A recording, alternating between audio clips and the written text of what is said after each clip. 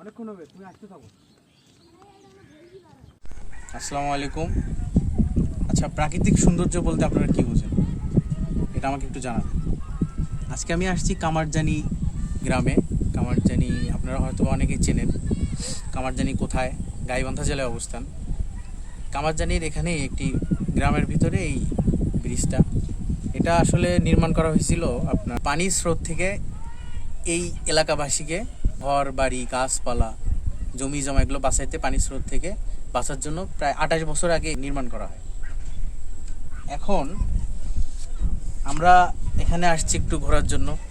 প্রাকৃতিক দৃশ্যটা খুব ভালো লাগতেছিল। আমরা একটু ওইদিকে দেখি পিছনে, জায়গাটা অনেক সুন্দর, খুব ভালো লাগতেছিল। আপনারা যারা প্রাকৃতিক দৃশ্য দেখে অভ্যস্ত, যারা মনে করেন যে আমার একটা ভালো জায়গায় যাও, আমার জীবনের একটু বিনোদন দরকার, যারা অফিস আদালত তারপরে বিভিন্ন কর্মসংস্থানের সাথে যুক্ত আছেন, তারা বিনোদন নেওয়ার জন্য শুক্রবার বলেন শনিবার বলেন ছুটির দিনগুলো যদি আপনারা আসতে চান, তাহলে আমার মনে হয় এই জায়গাটা আসলে আপনাদের অবশ্যই ভালো লাগবে। অবশ্যই ফ্যামিলি নিয়ে আসতে পারেন। তবে এখানে আসার আগে একটু সতর্ক করে দিই, একটু রিস্ক আছে। একটু নিচের দিকে দেখেন, আসলে এখানে খুব সাবধানে চলাফেরা করতে হবে, কিন্তু জায়গাটা সুন্দর, জায়গাটা সুন্দর। আমি একটু ওই সামনের দিকে একটু যাই। আগে থেকে সতর্ক করে রাখতেছি যে কোনো ছোট বাচ্চা হোক বা যারা মেয়েরা আছেন, তারা কিন্তু এখান থেকে দূরে থাকবেন। যাদের কনফিডেন্স আছে যে হ্যাঁ আপনি সাহসী, আপনি বীর যোদ্ধা, আপনি দেশের জন্য যুদ্ধ করতে পারবেন, তারাই এই সব জায়গায় যাবেন। আমি একটু আপনাকে গিয়ে দেখাচ্ছি কেমন জায়গাটা। খুব রিস্ক। এটা হলো নদীর মাঝখানের দিকে, এটা ব্রিজের একদম শেষ জায়গা। জায়গাটা অনেক সুন্দর, খুব ভালো লাগতেছে আসলে। আশেপাশে নদী বাতাস খুব সুন্দর। আমি একটু ওই পাশে যাব, কিছু মনে করিয়েন না।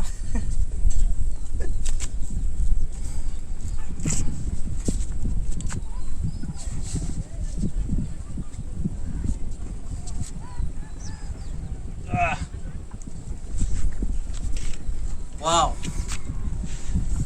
অস্থির। ওই পাশে কি যাওয়া যাবে? রিক্স আছে অনেক। আসলে আমি সাহস পাচ্ছি না যাওয়ার জন্য, আমি নিজেকে মানে ভীত মনে করতেছি। দেখি এটা যাইতে পারি কিনা।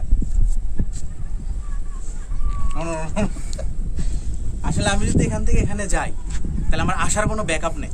তত আমি ওখানে যাইতে পারবো না। ওখানে আমার যাওয়ার ইচ্ছা ছিল, কিন্তু আমি যাইতে পারতেছি।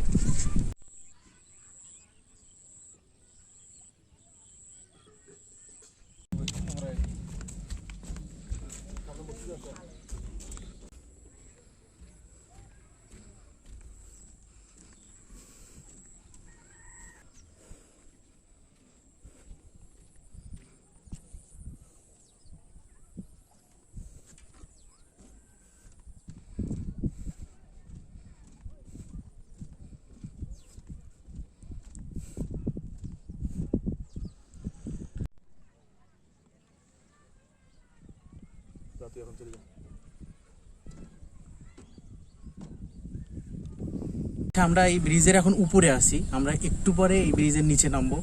নিচে নামার পরে আমরা এই নৌকাগুলাতে যাব। ওদিকে একটু দেখাই, ওদিকে একটু দেখাই। হ্যাঁ, আমরা এই নৌকাগুলাতে যাব, ওখানে বসবো। ওখানে মাছ মারতেছে, ওই ভিডিওগুলো হবে। তো আমার মনে হয় আপনাদের ভিডিওটা ভালো লাগবে। 28 বছর আগে এটা তৈরি করা হয়েছিল শুধুমাত্র নদীর স্রোতটাকে বাধা দেওয়ার জন্য, যে যাতে করে এই এলাকার মানুষরা ভালোভাবে থাকতে পারে। এই জন্য এই জিনিসটা নির্মাণ করা হয়েছে। বিভিন্ন পলি মাটি ময়লা আবর্জনা এটা থেকে আটকার পরে কীভাবে পরিবেশটা আমাদের রক্ষা হচ্ছে। নদী সামনের দিকে চলে গেছে একদম। এটা আগে ছিল ওইদিকে ছিল একদম, ওই সামনে এই বাড়িগুলো আমরা দেখতে পাচ্ছি। এখন নদীটা কিন্তু আপনার ওই পাশে চলে গেছে।